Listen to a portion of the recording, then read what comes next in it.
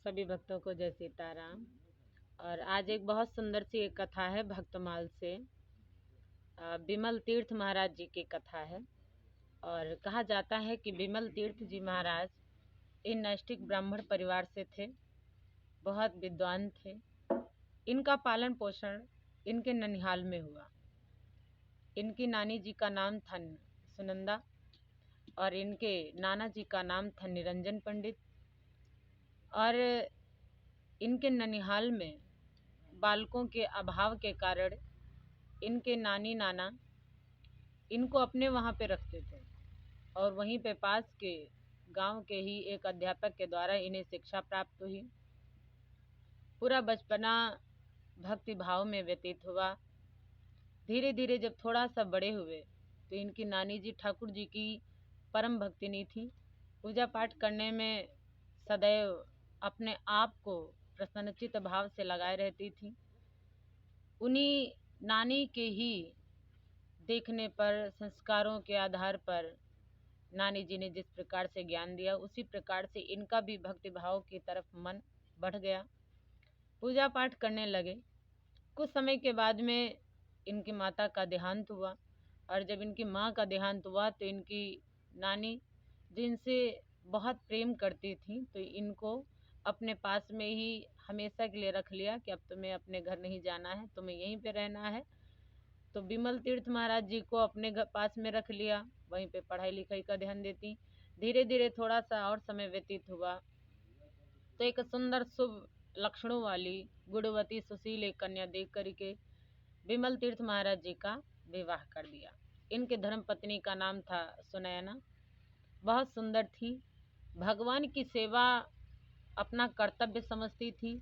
घर के जितने भी कार्य हुआ करते थे वो सब भगवान को अर्पण करके, भगवान की सेवा समझ करके बड़ी प्रसन्नता पूर्वक अपने कार्यों को किया करती थी।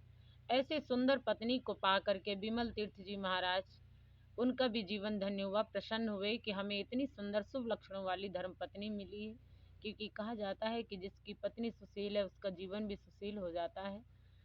धीरे धीरे भगवान की लीलाएं आगे बढ़ती रहीं, पूजा पाठ करते रहे। समय आया, दोनों में इतना प्रेम था कि भगवान की पूजा पाठ करने के लिए पति पत्नी में होड़ लग जाती। वो कहें कि नहीं भगवान को रिझाने के लिए हम ये काम करेंगे, वो कहे नहीं हम ये काम करेंगे। और उसमें कुतर्क बिल्कुल दिखाई नहीं देता था, दोनों में इतना प्रेम था। धीरे धीरे समय आया तो एक दिन बिमल तीर्थ जी महाराज जी की धर्म पत्नी, उन्होंने कहा कि नहीं आज हम तो रिझाने के लिए ठाकुर जी को ऐसा करेंगे, ऐसा भोग लगाएंगे, ऐसा भोजन उनके लिए सिद्ध करेंगे। इस प्रकार से प्रतिदिन होड़ लगाती, प्रतिदिन उनकी भक्ति आगे दिन पर दिन बढ़ती चली गई। बिमल तीर्थ जी महाराज भी वैरागी हो गए। धीरे धीरे उनकी पत्नी का भी स्वभाव वैरागी की तरफ बढ़ गया। बिमल तीर्थ जी से पहले ही इनकी पत्नी को भगवान की कृपा प्राप्त हुई, भगवान के साक्षात दर्शन हुए। दर्शन के बाद में भगवान के परम धाम को इनकी धर्म पत्नी पधारी। ये बात से इनको बड़ी प्रसन्नता हुई कि हमसे पहले हमारी पत्नी ने प्रभु को पा लिया, भगवान को पा लिया।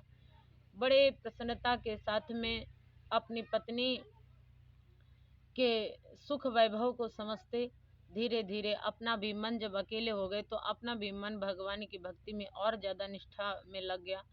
पूजा पाठ करते रहे, बैरागी हो गए। जंगल में जा कर के भगवान की भजन कीर्तन किया, परमात्मा का ध्यान किया। समय आने पर बिमल तीर्थ जी महाराज ने भी भगवान के एक बार कुछ क्षण के लिए भगवान के दर्शन हुए। उसके बाद में जिस प्रकार से प्यासा प्याऊ के चक्कर में घूमने लगता, इधर दर दर दर की ठोकरें खाने लगता, उसी प्रकार से बिमल तीर्थ जी महाराज भगवान के दर्शनों के इच्छुक हो करके भगवान के तलाश में इधर उधर भ्रमण करने लगे।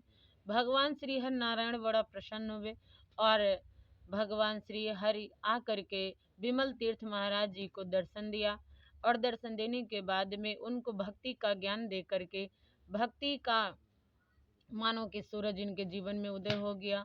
फिर परम पिता परमात्मा के चरणों को पकड़ लिया और कहा कि हे प्रभु, अब तो भक्ति सर्वोपरि है, आप ही हमारे लिए सर्वोपरि हैं।